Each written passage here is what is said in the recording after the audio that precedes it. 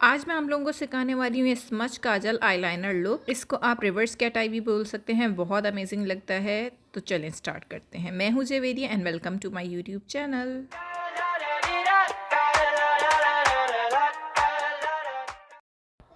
Eyebrows मैंने done कर ली हैं और आईलेट को भी मैंने प्रिपेयर कर लिया है। अब मैं ले रही हूँ हाशमी का ये वाला काजल, जो कि इजीली मार्केट में अवेलेबल है। अगर आपको ये वाला काजल ना मिले तो आप जो है कोई काजल पेंसिल भी यूज़ कर सकते हैं। सबसे पहले मैं काजल स्टार्ट करूँगी अपनी आँखों के अंदर लगाना। अगर आपकी आंखें छोटी हैं तो आप इस लुक में आँखों के अंदर काजल ना लगाएं, और अगर आपकी आंखें बड़ी हैं, नॉर्मल हैं, तो आप जो है इस लुक में आँखों के अंदर काजल लगा सकते हैं। आपने अपनी वाटर लाइन के ऊपर काजल लगा लेना है। वाटर लाइन के अंदर काजल लगाने के बाद अब मैं अपनी आइज़ के ऊपर लैश लाइन के साथ साथ सीधी सीधी काजल की लाइन बना लूँगी। बस आपको ये ध्यान रखना है कि अगर आपकी आइज़ आपकी लैशेस की तरफ से पफ़ी हैं तो उन गैप्स के अंदर प्रॉपरली काजल फिल होना चाहिए, वरना आपका जो स्किन का कलर है वो बीच में से दिखेगा।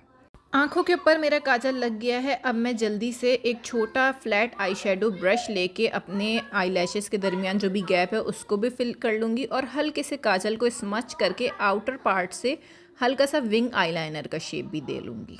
आउटर कॉर्नर का जो विंग है वो आपने बनाते हुए फ्लैट आई शेडो ब्रश को थोड़ा सा खड़ी शेप में रखना है। उसकी पॉइंटी टिप से आप आउटर कॉर्नर बनाएंगे, और साथ ही अपने लोअर लैश लाइन को भी उसके साथ मर्ज कर देंगे।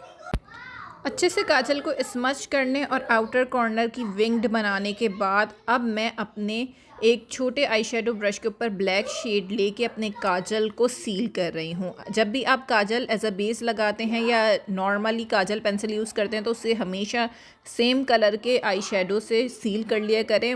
इससे काजल स्मच नहीं होता और आपका आई लुक मैसअप नहीं होता।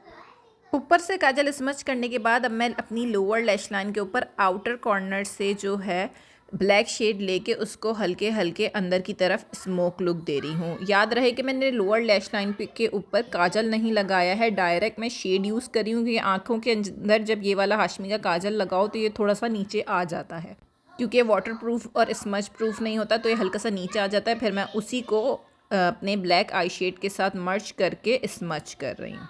लोअर लैश लाइन को स्मोक करते करते आपने इसको आउटर विंग के साथ भी मिला लेना है, तो आपकी कुछ रिवर्स कैट आई वाली शेप आ जाएगी। अब मैं यहाँ अगेन अपने small flat eye shadow brush के ऊपर ले रही हूँ हल्का सा ये वाला ब्राउन शेड, और अपनी लोअर लैश लाइन को स्मच कर रही हूँ।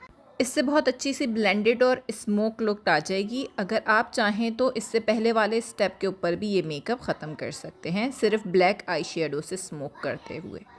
लोअर लैश लाइन स्मच करने के साथ साथ मैं अपना आउटर कॉर्नर भी अच्छे से स्मोक कर लूँगी सेम शेड के साथ। आउटर विंग ब्लेंड करने के बाद कुछ ऐसी लुक आएगी। अब मैं सेम वही ब्राउन शेड लेके अपने ऊपर वाले आई के ऊपर जो मैंने लाइनर लगाया उसको भी हल्का सा स्मोक लुक कर रही हूँ। मैं ब्राउन शेड इसलिए यूज़ कर रही हूँ कि थोड़ा सा सटल सा लुक आ जाएगा और ये बहुत अच्छा लगेगा साथ ही, क्योंकि आपका ब्लेंडेड लाइनर बहुत अच्छा लगता है। स्पेशली अगर आपकी आंखें छोटी हैं, हुडेड आइज़ हैं, तो इस तरह ब्लेंडेड लाइनर बहुत ज़्यादा अमेजिंग लगता है उनके ऊपर, और आंखें भी बहुत खूबसूरत लगती हैं। ब्लेंडिंग मेरी हो गई है कंप्लीट, और अब मैं लगा लूँगी लैशेस और मस्कारा, और उसके बाद अब मैं आइज़ के इनर कॉर्नर और अपने आईब्रो के कॉर्नर को हाईलाइट कर लूँगी। यहाँ पर आपको किसी भी कलर का हाईलाइटर यूज़ कर सकते हैं, गोल्डन या सिल्वर, दोनों इस लुक के साथ बहुत अमेजिंग लगेंगे। और ये हो गया है आई मेकअप लुक कंप्लीट। बहुत अमेजिंग है, ज़रूर ट्राई कीजिएगा, और ट्राई करके मुझे कमेंट सेक्शन में बताना मत भूलिएगा कि आपको कैसा लगा।